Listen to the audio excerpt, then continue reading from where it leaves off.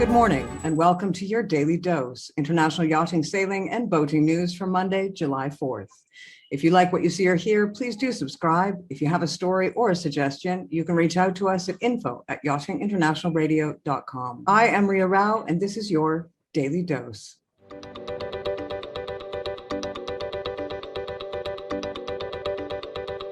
An update on the super yacht that burst into flames at Princess Pier in Torquay, England at the end of May, damaging a portion of the timber boardwalk and the concrete end of the pier.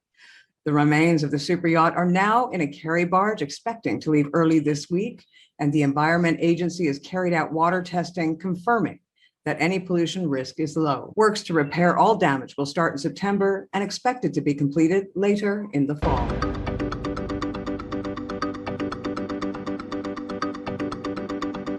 An Italian court has thrown out requests to unfreeze billionaire Alexei Mordashov's yacht, which was seized by the Italian police in the northern port of Pier in March.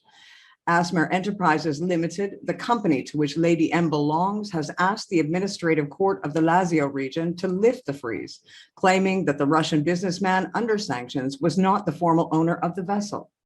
The court rejected the lawsuit, saying that Mordashov was indeed the ultimate owner of Lady M.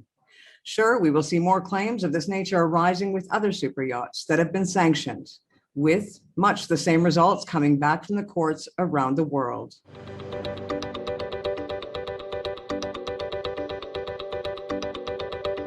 Seems that the San Diego man accused of stealing a yacht and crashing into several other vessels in Newport Harbour, US in March, is on the run again. Joel Siam, 38, out on $50,000 bail, was scheduled to appear for a pretrial settlement conference at the Harbor Justice Center on Wednesday and failed to appear. Despite being caught on camera, Mr. Siam has pled not guilty to charges of grand theft, buying or receiving a stolen vehicle or equipment, battery with serious injury, and 8 felony charges of vandalism causing damage over $400, 1 misdemeanor charge for vandalism, and a sentencing enhancement for inflicting great bodily injury.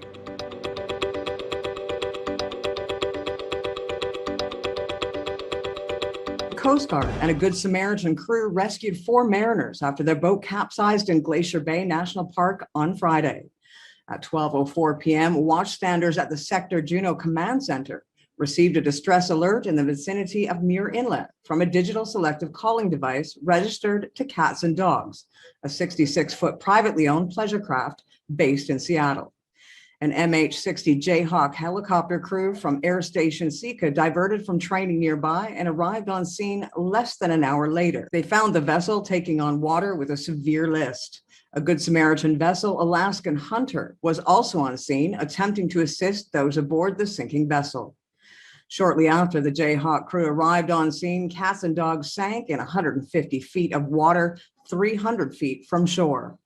Alaskan Hunter recovered all 4 survivors, 2 adults and 2 teenagers from the vessel, and transported them to shore where the Jayhawk crew conducted a passenger exchange.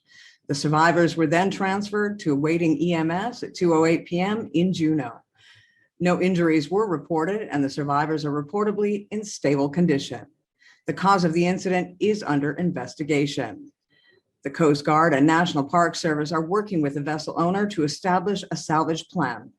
The yacht had left Seattle and made its way up the Inside Passage with stops in British Columbia, Petersburg, Juneau, and Glacier Bay.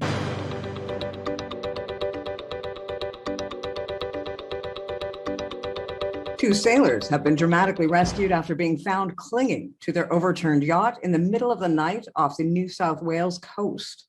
The experienced mariners struck a difficulty when their vessel overturned about 15 nautical miles off Wollongong about 1 a.m. during extreme sea conditions.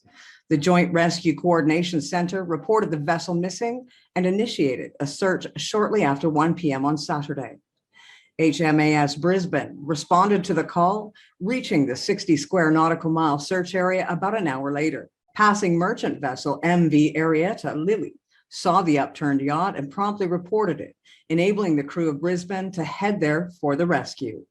The 2 yacht sailors were found clinging to the hull of their vessel and rescued by the destroyer's rigid-hulled inflatable boat in 56 km/h winds and 2-meter swells.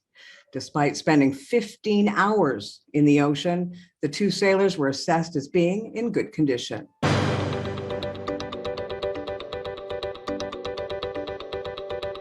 More than 24 crew on an engineering vessel with 30 people on board were missing after it snapped in two in waters off Hong Kong as Tropical Storm Chaba passed through. 3 crew members were rescued, and search and rescue operations were continuing for others about 300 kilometers southwest of the city. Some of the crew had abandoned the vessel, and harsh weather conditions were hampering rescue efforts. Chaba skirted the global financial hub, bringing heavy wind and rain, restricting public transport and forcing many businesses to close. Authorities have stated that the chances of finding the remaining crew members are slim.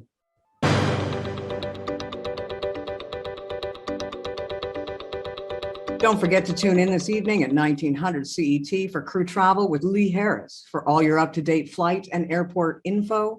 Then at 2000 CET, join myself and Matt Ovenden, CEO and founder of Borrow a Boat, launched in 2017 and grown into a company that has over 45,000 boats for rent or charter in over 65 countries worldwide. This has been your daily dose of yachting, sailing, and boating news for Monday, July 4th. Thanks for tuning in. If you have any suggestions, questions, or news that you would like to share, send us an email at info@yachtinginternationalradio.com. Don't forget to hit subscribe to be kept up to date on all the marine industry headlines happening around the world. Please join us here tomorrow morning for your daily dose of yachting, sailing, and boating news. I am Maria Rao, and this has been your Daily Dose.